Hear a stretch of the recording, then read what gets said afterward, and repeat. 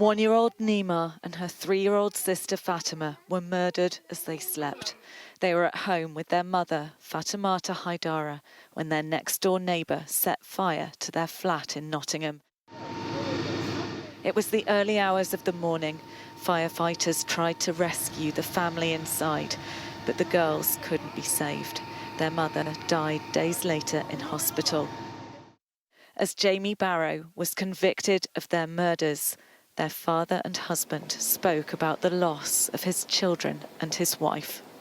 If love and compassion could make a person immortal, she would have lived forever. She was most incredible mother to Fatimah and Naeemah, 2 angels who deserve a very beautiful childhood and a full life.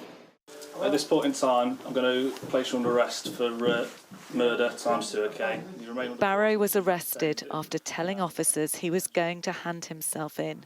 He admitted pouring petrol through the family's letterbox and setting it alight, but tried to claim that he didn't know they were in. He denied the killings were deliberate. Thankfully, the investigation team was able to provide overwhelming evidence that this tragic event was indeed murder. We saw through his lies, and thankfully so did the jury. Barrow had been drinking on the night of the fire. He bought more beer, then headed home. Moments after the fire took hold, he calmly walked away, returning a short time later to ask police how bad it was, even smiling at officers as he answered their questions. He later rang police to ask when he could get back into his flat. Hello, my name's Jamie. I live on Fairhill Close at number 19, next to where the fire was earlier this morning. Yeah. I'm just wondering if there's any update on whether I'm allowed back into my property or not.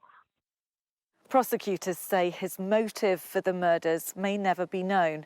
He has a personality disorder and says he's lit fires before to release stress, claiming it mesmerises him. But another theory is that he was annoyed about rubbish bags that had been left in an alley. Abubakar Drame was in America at the time of the fire. His wife and daughters were applying for visas to join him. Their dream of a new life together shattered by a neighbour who still refuses to explain why he murdered them. Becky Johnson, Sky News, Nottingham.